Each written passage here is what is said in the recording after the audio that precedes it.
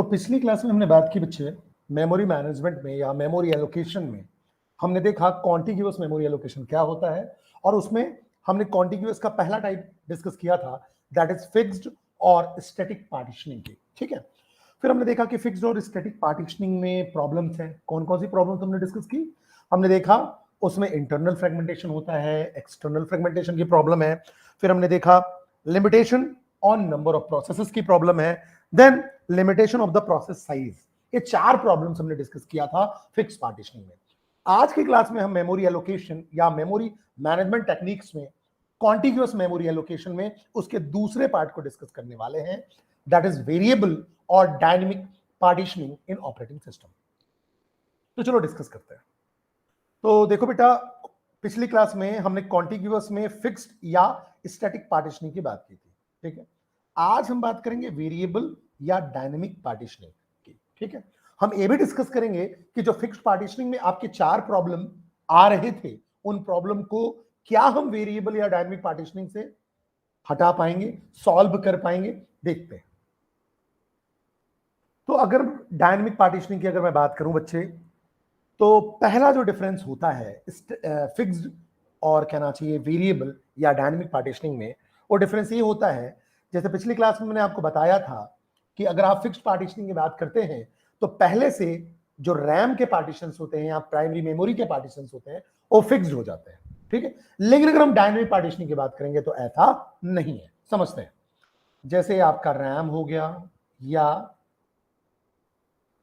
अगर हम बात करें तो ये आपका मान लो प्राइमरी मेमोरी है, रैम है, या इसी को आप प्राइमरी मेमोरी बोलते हो या इसी को आप मेन मेमोरी बोलते हो। ठीक, अब अगर आप देखो तो सबसे पहले जब कंप्यूटर स्टार्ट होगा, कंप्यूटर की बूटिंग स्टार्ट होगी, तो ऑपरेटिंग सिस्टम भी मेन मेमोरी में रिसाइड करता है या रैम में रिसाइड करता है। तो एक पर्टिकुलर पोर्शन ऑपरेटिंग सिस्टम का होता है जिसपे यूजर के प्रोसेसेस एग्जीक्यूट नहीं हो सकते हैं, या आप ऐसा बोल सकते हो कि ऑपरेटिंग सिस्टम एरिया में यूजर प्रोसेसेस प्रोहिबिटेड होते हैं, अलाउड नहीं होते हैं। तो बाकी जितना भी पोर्शन बच गया, मतलब ये वाला एरिया, ये एरिया कहलाता है आपका यूजर एरिया, और यूजर एरिया में आप क्या कर सकते हो, यूजर प्रोसेसेस को रिसाइड करा सकते हो, उनको मेमोरी एलोकेट कर सकते हो। ठीक है, अगर हम फिक्स्ड पार्टीशन की बात करें तो वहां क्या होता था, पहले से ही पार्टीशन फिक्स्ड होते थे। ठीक है, जैसे अगर मैं इसकी बात करूं तो यहां देखो, एक पार्टीशन हो गया, दो पार्टीशन हो गया, तीन पार्टीशन हो गया और फोर पार्टीशन, ये फिक्स पार्टीशनिंग में था। ठीक है, तो चार ही प्रोसेस आप क्या कर सकते थे, मैक्सिमम अलाउड कर सकते थे, मैक्सिमम चार प्रोसेस एट अ टाइम आप अलाउ कर पाते अगर चार पार्टीशन है। वैसे ही अगर पांच पार्टीशन होते तो पांच प्रोसेस अलाउ कर पाते। ठीक है, लेकिन अगर मैं डायनेमिक पार्टीशन की बात करूं तो डायनेमिक पार्टीशन में ऐसा होता है कि आप क्या करते हो, एक तो ओएस का एरिया हो गया जिसमें आपका यूजर प्रोसेस नहीं जा पाएगा। ठीक है, और बाकी जितना भी पोर्शन है वो आपका यूजर एरिया है जिसमें कोई भी पार्टीशनिंग नहीं होगी। रन टाइम पे जो प्रोसेस आएगा उसको एग्जैक्टली उतना ही मेमोरी मिलता जाएगा, और बाकी जो बचा हुआ रहेगा पोर्शन या जो बाकी पार्टीशन रिमेनिंग होगा वो दूसरे के लिए अवेलेबल होगा। तो यहां आपके पास कोई भी फिक्स्ड पार्टीशनिंग नहीं होती है, मतलब पहले से कोई कॉन्फ़िगरेशन के वक्त कोई पार्टीशनिंग नहीं की जाती है। सिंपल एक एरिया आपका ओएस का एरिया हो गया और दूसरा रिमेनिंग पोर्शन कंप्लीटली यूजर का एरिया हो गया, जहां प्रोसेसेस आते जाएंगे और उनको मेमोरी एलोकेट होता जाएगा। दूसरा सबसे बड़ा एडवांटेज ये होगा कि अगर मान लो कोई प्रोसेस आता है, उसको 5 MB की रिक्वायरमेंट है, तो केवल 5 MB मिलेगा और रिमेनिंग बाकी जो बच गया वो फिर दूसरे प्रोसेसेस के लिए अवेलेबल होगा। ठीक है, तो ये सबसे बड़ा बेनिफिट है। ठीक है, तो इसको समझने के लिए अगर मैं बात करूं तो समझते हैं इसको। तो देखो यहां पास क्या है, आपके पास बाउंड्रीज आर नॉट फिक्स्ड, यहां बाउंड्रीज फिक्स नहीं है, यहां कोई पार्टीशनिंग नहीं की गई है। ठीक है, अब क्या होगा, अब हम इसको एग्जांपल के थ्रू पहले समझने की कोशिश करते हैं। ये हमारे प्रोसेसेस हैं जिनको मेमोरी चाहिए। ठीक है, पांच प्रोसेसेस हैं। तो यहां देखो P1 को कितना मेमोरी चाहिए, 2 MB, तो P1 आएगा और 2 MB का स्पेस रिजर्व कर लेगा। ठीक है, ये आपका P1 हो गया, इसने 2 MB का स्पेस रिजर्व कर लिया। तो सबसे बड़ा एडवांटेज है देखो कि यहां 2 MB चाहिए तो 2 MB ही स्पेस रिजर्व करेगा। जबकि याद करो अगर हम फिक्स पार्टीशनिंग की बात करते थे तो फिक्स पार्टीशनिंग में इंटरनल फ्रेगमेंटेशन होता था। क्यों होता था?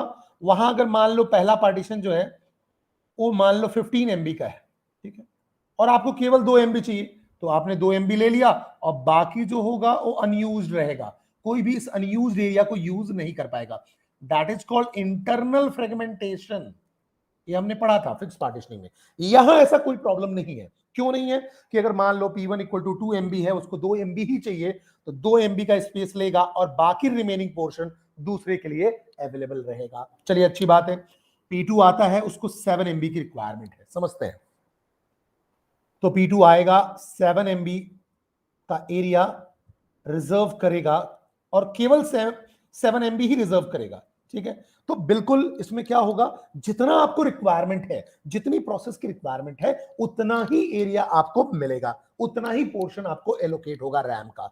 तो P2 ने 7 MB एक्वायर कर लिया। P3 बोलता है मुझे 1 MB की रिक्वायरमेंट है, तो P3 आएगा और केवल, ये मैंने ज्यादा एरिया दिख रहा है बस, तो मैं इसको इरेज कर देता हूं, जस्ट मिनट। तो P3 आएगा और P3 बोलेगा मुझे 1 MB की रिक्वायरमेंट थी, मैंने 1 MB का रिक्वायरमेंट फुलफिल कर लिया और केवल 1 MB इसने रख लिया, ठीक है।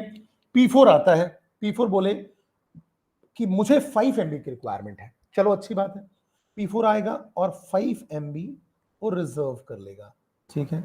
तो P4 आता है और देखो 5 MB रिजर्व कर लिया इसने, ठीक है।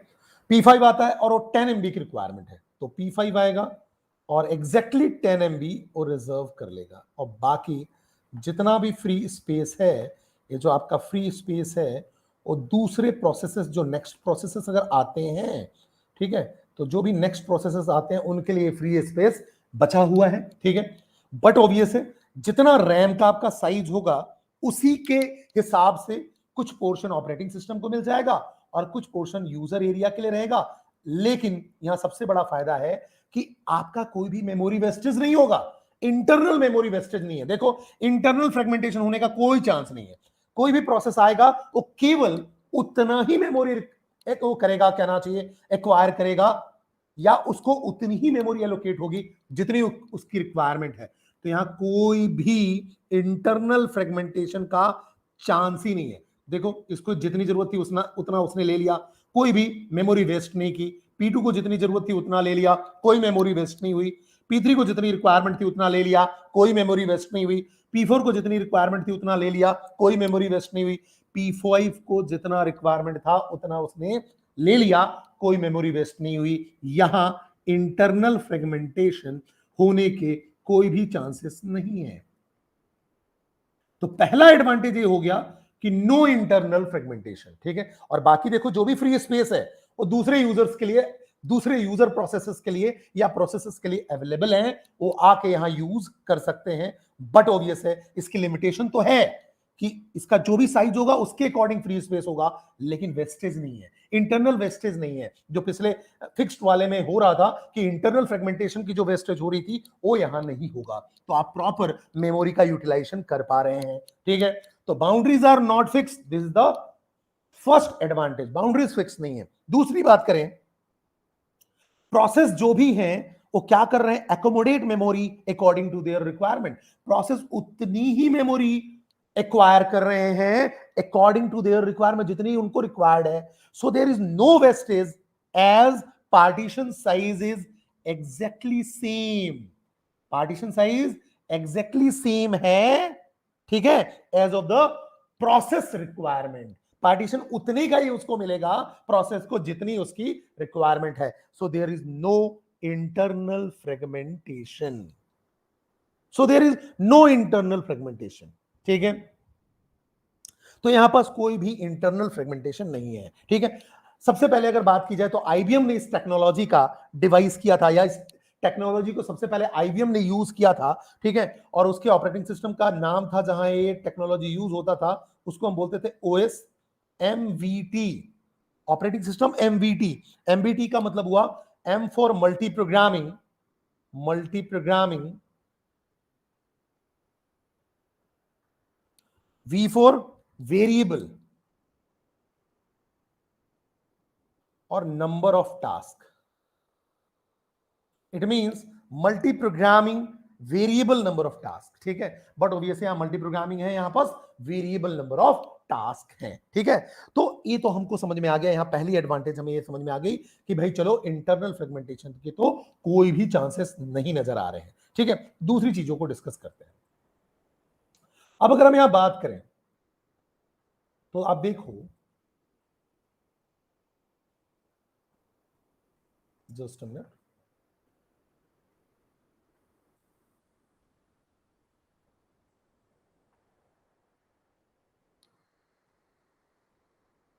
तो पहला हमें समझ में आया कि यहां पास जो मेमोरी वेस्टेज है इंटरनल फ्रेगमेंटेशन नहीं होगा। This is the advantage of dynamic partitioning, ठीक है, कि इंटरनल फ्रेगमेंटेशन का कोई भी चांस नहीं है, बिकॉज आप उतना ही मेमोरी एलोकेट करते हो जितनी उसको जरूरत है। Means process accommodate memory according to their requirement, there is no wastage as partition size is exactly same as the process requirement, okay, ठीक है। दूसरी बात करें, अगर फिक्स्ड में बात करो तो वहां पार्टीशन फिक्स होते थे, तो अगर मान लो 4 पार्टीशन हुए तो 4 प्रोसेस अलाउड होंगे। यहां आप देखो तो आपके पास n number of processes allowed है, P1 भी आ सकता है, P2 भी, P3 भी, P4 भी, P5 भी, P6 भी, P7 भी, ऐसे करके n number of partition, n number of processes आपके अलाउड हैं, ठीक है।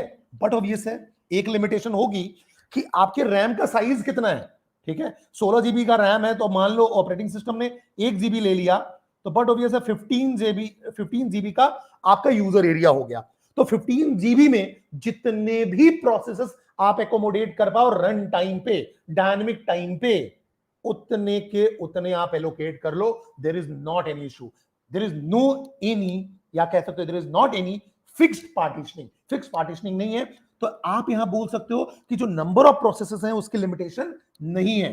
तो दूसरी हम आप बात करें तो नो लिमिटेशंस, no limitations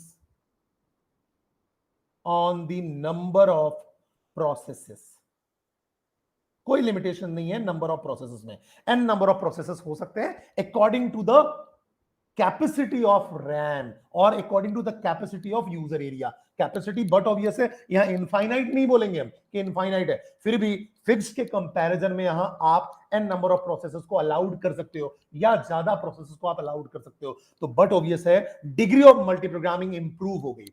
तो जो स्टैटिक में limited degree of multi programming थी, यहां प्रोसेसेस आप रैम में फिक्स के कंपैरिजन में रन टाइम पे ज्यादा प्रोसेसेस अलाउ कर सकते हो, इसलिए degree of multi programming improve हुई। तो आप ऐसा कह सकते हो degree of multi programming improved, ठीक है, फिक्स के कंपैरिजन में इंप्रूव हो गया। थर्ड बात करते हैं बेटा, ठीक है।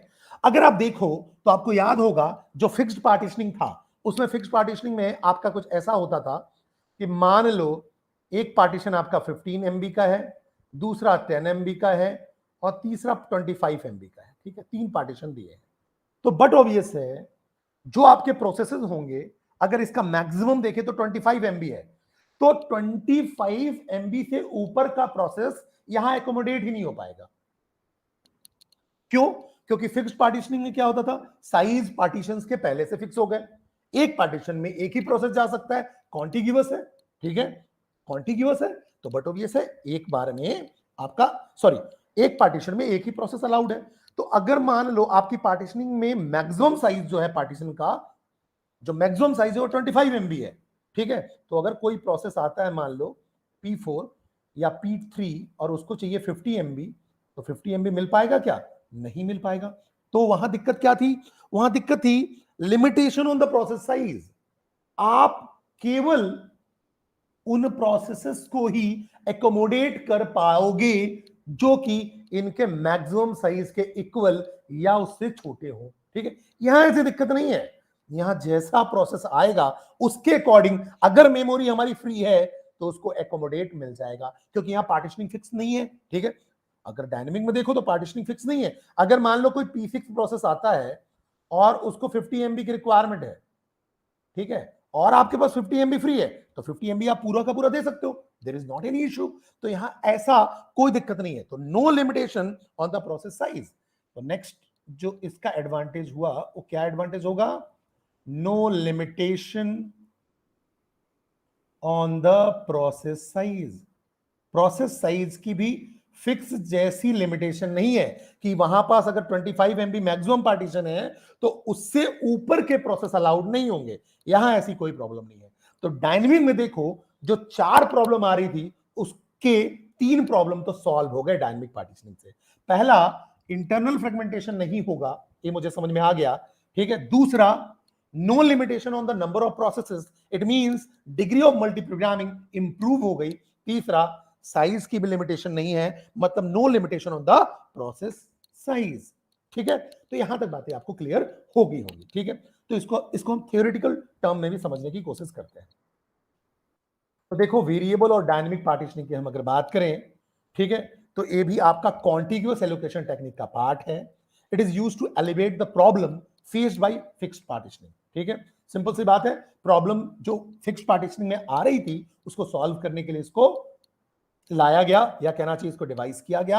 इन contrast with fixed partitioning, partition are not made before the execution और during system configuration. System configuration के वक्त पार्टीशनिंग नहीं की जाती है, ठीक है। रन टाइम पे जितनी रिक्वायरमेंट होती जाएगी, जैसे जैसे प्रोसेस आता जाएगा वैसे वैसे वो पार्टीशन अपने एक्वायर करते जाएंगे, और पार्टीशन उतने ही साइज के होंगे जितनी उनकी रिक्वायरमेंट है। So there is no wastage, ठीक है। तो सबसे पहले रैम एम्प्टी होगा, ठीक है, और जो पार्टीशंस होंगे रन टाइम पे क्रिएट किए जाएंगे, ठीक है। सिस्टम कॉन्फ़िगरेशन के वक्त नहीं क्रिएट किए जाएंगे, ठीक है। और जो साइज ऑफ पार्टीशन होगा एग्जैक्टली इक्वल होगा जितनी प्रोसेस को चाहिए, इनकमिंग प्रोसेस को, ठीक है। और जो पार्टीशन साइज होगा वो वैरी कर सकता है according to the need of the processes, क्योंकि ये रन टाइम पे होना है, ठीक है। और number of partition RAM is not fix and depend on the number of incoming process and main memory size, ठीक है। तो what are the advantage of variable partitioning? No internal fragmentation. पहला सबसे मेजर एडवांटेज ये है, no internal fragmentation. क्यों? क्योंकि जो आप एलोकेट कर रहे हो strictly according to the need of the process, तो कोई भी इंटरनल वेस्टेज होने का कोई सवाल ही नहीं उठता। So there is no case of internal fragmentation, ठीक है। So there will be no unused space left in the partition. Then no restriction on degree of multiprogramming, or you can say degree of multiprogramming is improved. क्यों? क्योंकि more number of processes can be accommodated due to the absence of internal fragmentation. कोई wastage नहीं हो रहा है internal wastage, तो मोर number of processes आपके accommodate हो सकते हैं, ठीक है। तो a process can be loaded until the memory is empty, और कब तक लोड किया जा सकता है? जब तक कि आपकी मेमोरी एम्प्टी ना हो जाए। वैसे ही no limitation on the size of the process, size की भी लिमिटेशन नहीं है। जैसे फिक्स पार्टीशनिंग में the process with the size greater than the size of the largest partition, उसको आप लोड ही नहीं कर सकते थे, ठीक है, क्योंकि आप पार्टीशन को डिवाइड नहीं कर सकते, प्रोसेस को डिवाइड नहीं कर सकते, कॉन्टिग्यूअस एलोकेशन टेक्निक था, ठीक है। वेरिएबल पार्टीशनिंग में ऐसा नहीं है। The process size can't be restricted since the partition size is decided according to the process size at run time. जो पार्टीशन का साइज डिसाइड होता है वो रन टाइम पे डिसाइड होता है, तो there is not any issue. ये भी कॉन्टिग्यूअस का ही पार्ट है, ध्यान रखना। मेमोरी एक साथ ही दी जाएगी, अलग अलग नहीं दी जाएगी, लेकिन वो डिसाइड कब हो रहा है? रन टाइम पे। तो जितनी आपको रिक्वायरमेंट है अगर है तो आपको मिल जाएगा, there is not any issue. तो these are the advantages of variable और dynamic partition in comparison to fixed partitioning. और आप ऐसा कह सकते हो जो 3 प्रॉब्लम थी फिक्स पार्टीशनिंग की, उसको आपने रिजॉल्व कर दिया, ठीक है। चलो यहां तक बात तो हमें समझ में आ गई। नेक्स्ट बात समझते हैं इसके ड्रॉबैक की, ठीक है। ये समझते हैं आपका रैम का एरिया हो गया, ऑपरेटिंग सिस्टम रैम में रैम का पूरा एरिया है, इसका एक पार्ट ऑपरेटिंग सिस्टम का हो गया, अब बाकी रिमेनिंग पार्ट किसका है? यूजर एरिया, ठीक है। समझते हैं। अब मान लो P1 आता है, उसको 2 MB की रिक्वायरमेंट है, तो P1 बोलेगा कि चलो ठीक है, मैंने 2 MB एक्वायर कर लिया, तो ये P1 का एरिया है, ठीक है। P1 ने 2 MB एक्वायर कर लिया। P2 आता है, उसको 40 MB की रिक्वायरमेंट है, तो P2 ने 40 MB एक्वायर कर लिया, ठीक है। रन टाइम पे 40 MB एक्वायर कर लिया, ठीक है, या 40 MB उसको एकोमोडेट कर दिया गया बिकॉज अवेलेबल था। P3 आता है, उसको 60 MB की रिक्वायरमेंट है, तो P3 60 MB ले लेता है, ठीक है, और P4 जो होता है वो 15 MB ले लेता है। और मैं ऐसा मान के चलता हूं कि अब आपका रैम का एरिया पूरा कंप्लीटली फुल हो गया, ठीक है, इतना ही स्पेस था, ठीक है। तो देखो P1, P2, P3 और P4 ये सारे के सारे अपने अपने रिजर्व्ड एरिया में बैठे हुए हैं, ठीक है, मेमोरी उनने ले लिया हुआ है, ठीक है। अब बात करते हैं, समझने की कोशिश करते हैं, ठीक है। अब क्या होता है, जो P1 है वो बोलता है मेरा एग्जीक्यूशन कंप्लीट हो गया, P1 बोलता है मेरा एग्जीक्यूशन कंप्लीट हो गया, ठीक है, तो ये एरिया फ्री हो गया, ठीक है। तो मैं क्या करूंगा, इसको लिख देता हूं इफ फ्री हो गया, फ्री हुआ अभी, ठीक है, P1 ने इसको फ्री किया, तो इसको इंडिकेट कर देते हैं अभी जाके ये एरिया फ्री हुआ है, ठीक है। किसने फ्री किया है, P1 ने फ्री किया है, चलिए अच्छी बात है। उसके बाद बात करें बच्चे, तो क्या होता है, P3 बोलता है मेरा भी एग्जीक्यूशन कंप्लीट हो गया। P3 क्या बोलता है कि मेरा भी जो एग्जीक्यूशन है वो कंप्लीट हो गया। मैं भी क्या करना चाहता हूं, अपने एरिया को फ्री करना चाहता हूं, क्योंकि अगर मेरा एग्जीक्यूशन कंप्लीट हो गया तो बट ऑब्वियस है मैं रैम को जो भी मैंने एरिया रिजर्व करके रखा था वो फ्री करके और बाहर चला जाऊंगा, ठीक है। तो मैंने जो एरिया एलोकेट, मेरे को जो एरिया एलोकेटेड था उसको मैंने डी एलोकेट कर दिया, ठीक है। तो अगर आप देखो तो समझते हैं, ये जो P3 है उसने ए फ्री कर दिया, P3 ने फ्री कर दिया, ठीक है। तो अगर आप देखो तो ये टोटल एरिया था, P1 ने जो रिजर्व किया था वो 2 MB का था, और जो P3 ने फ्री किया वो 60 MB का था। तो टोटल आपके पास 62 MB स्पेस आ गया। टोटल कितना स्पेस आ गया, 62 MB फ्री हो गया। ये जो फ्री होता है, जो प्रोसेसेस फ्री करते हैं रन टाइम पे, ठीक है, जब उनका एग्जीक्यूशन कंप्लीट हो जाता है उनको हम बोलते हैं टेक्निकली होल्स, ठीक है। तो इसको हम क्या बोलेंगे, होल्स बोलेंगे। तो ये जो आपका एरिया है ये क्या कहलाएगा, होल्स कहलाएगा, ध्यान रखना। क्यों होल्स किसको बोलेंगे, ध्यान रखना, जब कोई प्रोसेस अपना एग्जीक्यूशन कंप्लीट कर दे या आईओ डिवाइस की रिक्वायरमेंट हो तो रैम को छोड़ के बाहर जा रहा हो तो अपने एरिया को फ्री करता है, जो उसने रिजर्व किया था उसको फ्री करता है, उसको हम क्या बोलते हैं, होल्स। तो देखो यहां पास होल्स क्रिएट हो रहे हैं, ये भी क्या कहलाएगा, होल्स। तो एक होल है आपका 2 MB का, दूसरा होल है आपका 60 MB का। तो टोटल जो फ्री एरिया है वो 62 MB का है। दूसरा कोई प्रोसेस आके इसको रिजर्व कर सकता है, ठीक है। अब समझते हैं, अब अगर मान लो कोई प्रोसेस है P5, समझते हैं,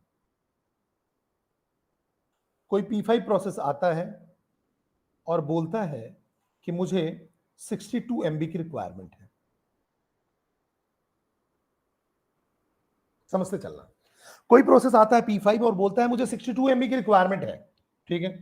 तो क्या होगा, देखो एक होल है आपका 2 MB का और दूसरा होल है 60 MB का, ठीक है।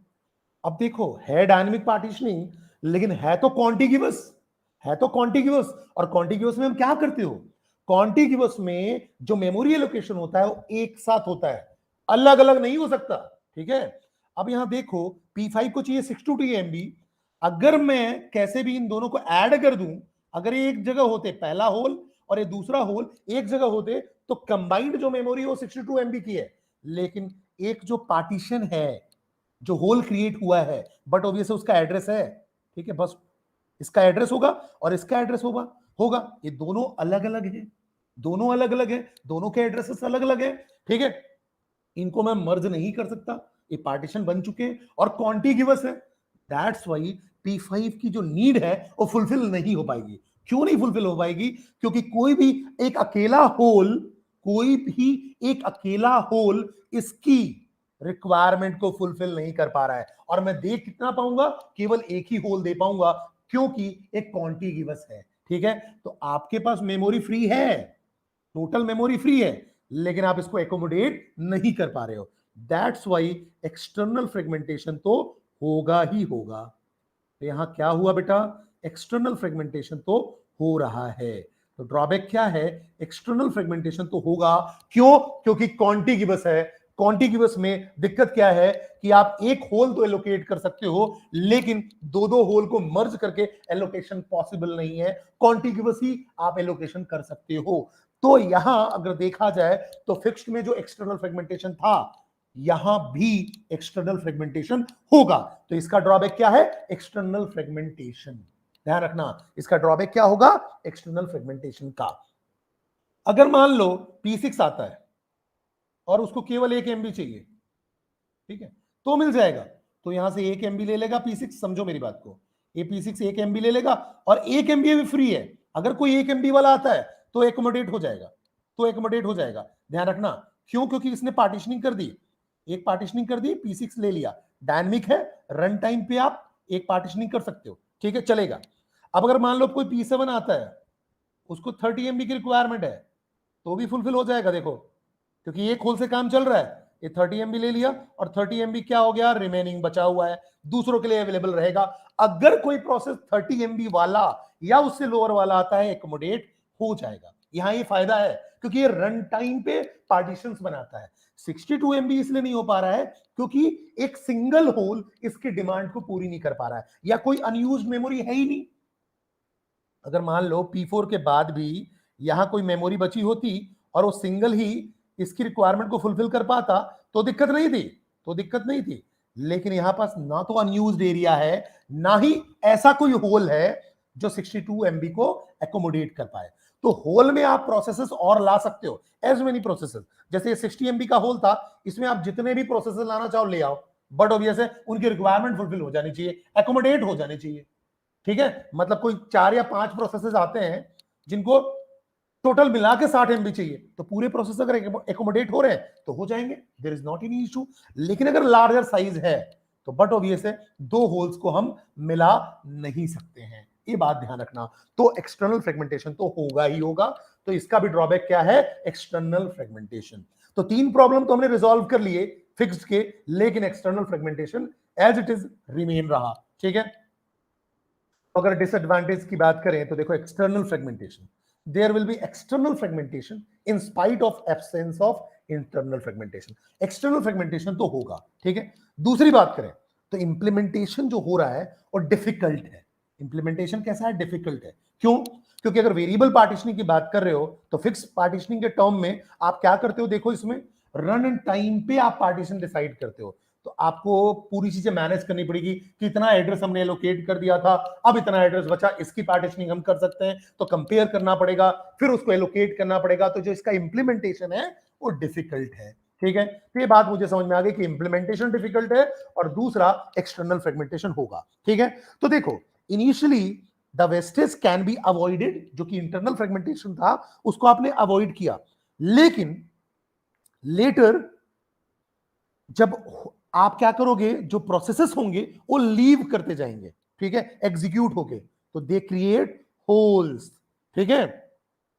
जो अदर प्रोसेसेस होंगे can use this holes, but eventually अगर उस होल का साइज स्मॉल हुआ तो नए प्रोसेसेस को एकोमोडेट नहीं कर पाएंगे, और नहीं कर पा रहे हैं, दैट्स व्हाई एक्सटर्नल फ्रेगमेंटेशन आ रहा है, ठीक है। तो एक्सटर्नल फ्रेगमेंटेशन होगा, ये ड्रॉबैक हुआ, ठीक है। दूसरी बात अगर हम बात करें तो हम बात करेंगे बेटा कि क्या इसका कोई सॉल्यूशन ला सकते हैं? ये जो एक्सटर्नल फ्रेगमेंटेशन की प्रॉब्लम हो रही है उसका कोई सॉल्यूशन हो सकता है? तो चलो सॉल्यूशन की बात करते हैं, ठीक है।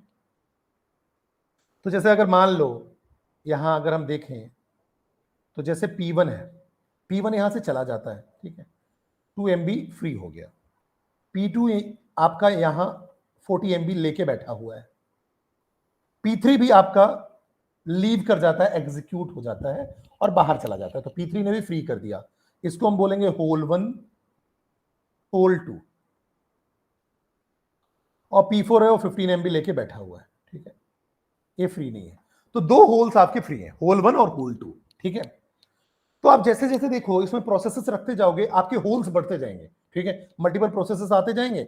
अब यहां मान लो एक प्रोसेस यहां एकोमोडेट हो गया तो बाकी तो होल्स बच गए, तो होल्स रन टाइम पे इंक्रीज होते जाएंगे, ऐसा हो सकता है, मे बी ये प्रॉब्लम हो सकती है, ठीक है।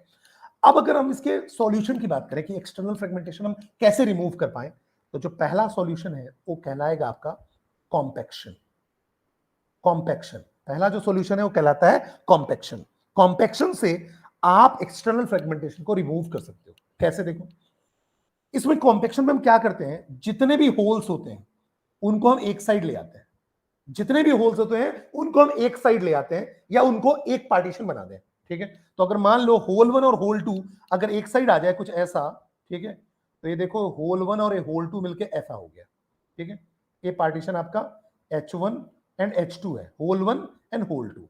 और ये जो रिमेनिंग पार्टीशन होगा वो कौन से होंगे? P2 और P4। इसका मतलब जितना मेमोरी फ्री हो गया उसको एक साइड कर लो और जो एलोकेटेड है उसको एक साइड कर दो। ठीक है, इसको हम बोलते हैं कॉम्पैक्शन। ठीक है, तो जितना मेमोरी फ्री है उसको आप एक साइड कर दो और जितना मेमोरी आपका एकोमोडेटेड है, कोई प्रोसेस ने लेके रखा है, उसको एक साइड कर दो, तो आपका प्रॉब्लम सॉल्व हो सकता है। फिर आपके पास लार्ज होल बन जाएगा, एक लार्ज एरिया बच जाएगा जिसमें आप बड़े से बड़े प्रोसेस को एकोमोडेट कर पाओगे जो पहले नहीं कर पा रहे थे। लेकिन बेटा इसमें दिक्कत क्या है समझो, इसमें सबसे बड़ी प्रॉब्लम यह है कि इसका इंप्लीमेंटेशन बड़ा ही टफ है, बहुत ही कॉम्प्लेक्स हो जाएगा। क्योंकि फिर क्या आपको करना पड़ेगा, हर समय होल्स को आपको काउंट करना पड़ेगा, रन टाइम पे होल्स बढ़ने की संभावना भी है, तो जब जब होल्स बढ़ते जाएंगे उनके एड्रेसेस को पिक करना, उनको एक साइड लाना, फिर जो भी प्रोसेसेस हैं जो पहले से मेमोरी एक्वायर करके रखे हैं उनको बार बार अलग एरिया में ले जाना, फिर कोई प्रोसेस आता है उसने एक्वायर किया उसको फिर से अलग से उठा के ले जाना, तो बड़ा ही कहना चाहिए प्रोग्रामिंग कॉम्प्लेक्स हो जाएगी और बट ऑब्वियस है टाइम भी ज्यादा लगेगा। तो कॉम्पैक्शन के थ्रू आप एक्सटर्नल फ्रेगमेंटेशन को रिमूव तो कर सकते हो, लेकिन इसकी प्रोग्रामिंग इंप्लीमेंटेशन बड़ी ही कॉम्प्लेक्स होगी और टाइम भी ज्यादा लगेगा। वैसे ही दूसरा जो प्रोसेस होता है दैट इज कॉल्ड एलोकेशन और डी एलोकेशन। एलोकेशन और डी एलोकेशन मतलब जो भी मेमोरी एलोकेट हो रही है और डी एलोकेट हो रही है उसको आप क्या करते जाओ, उसको कहीं आप मेंटेन करते जाओ कि कितनी मेमोरी एलोकेट हुई और कितनी डी एलोकेट हुई। ठीक है, क्योंकि पार्टीशन तो फिक्स नहीं है ना, लेकिन नंबर ऑफ होल्स तो डायनेमिक हो सकते हैं। तो नंबर ऑफ होल्स जैसे जैसे बढ़ते जाएंगे एलोकेट करना और डी एलोकेट करने का प्रोग्राम यहां भी कॉम्प्लेक्स होगा, बट ऑब्वियस है। और रन टाइम पे अगर हम बात करें तो रन टाइम पे सारी चीजों को मैनेज करने के लिए टाइम भी ज्यादा लगेगा और प्रोग्राम भी कॉम्प्लेक्स होगा, इंप्लीमेंटेशन पार्ट दोनों में ही टफ होगा। तो हम एक्सटर्नल फ्रेगमेंटेशन दूर तो कर सकते हैं कॉम्पैक्शन या एलोकेशन और डी एलोकेशन के थ्रू, लेकिन ये बड़ा ही कॉम्प्लेक्स मैकेनिज्म है और साथ में टाइम कंज्यूमिंग है। तो अगर हम सॉल्यूशन की बात करें बच्चे, तो सॉल्यूशन आपका कॉम्पैक्शन है जिसमें आप एक्सटर्नल फ्रेगमेंटेशन की प्रोबेबिलिटी को मिनिमाइज कर देते हो। ठीक है, उसमें आप क्या करते हो, फ्री पार्टीशंस को एक जगह रख देते हो जिससे कि वो कॉन्टिग्यूअस हो जाए and all the loaded partition जो बिजी पार्टीशंस हैं उनको एक जगह एक साथ रख देते हो। ठीक है, तो by applying this technique we can store the bigger process in the memory. ठीक है, the free partition are merged which can now be allocated according to the need of new processes। ठीक है, इसको हम डीफ्रेगमेंटेशन भी बोलते हैं, लेकिन बट ऑब्वियस है सिस्टम की एफिशिएंसी डिक्रीज हो जाएगी कॉम्पैक्शन के चलते। ठीक है, क्योंकि फ्री स्पेस को आपको बार बार सेवरल प्लेसेस पे ट्रांसफर करके एक सिंगल प्लेस पे लाना पड़ेगा। ठीक है, ह्यूज अमाउंट ऑफ टाइम भी लगेगा invested for this procedure and the CPU will remain idle, और सीपीयू को बहुत देर तक बैठना ही पड़ेगा। जब तक आप ये प्रोसेस करोगे तब तक सीपीयू आइडल बैठा रहेगा कि किसको मुझे अब कौन से कहना चाहिए होल्स में किस प्रोसेस को लाना है, तब तक क्या करेगा, सीपीयू बैठा रहेगा। तो बट ऑब्वियस है परफॉर्मेंस भी अफेक्ट करेगी। Despite of this fact that the compaction avoid external fragmentation, it makes system inefficient। तो compaction external fragmentation तो अवॉइड कर लेगा लेकिन सिस्टम को इनएफिशिएंट बना देगा, सीपीयू का यूटिलाइजेशन प्रॉपर नहीं होगा, परफॉर्मेंस डिग्रेड हो जाएगा और टाइम कंज्यूमिंग प्रोसेस होगा, इंप्लीमेंटेशन टफ होगा। Thank you.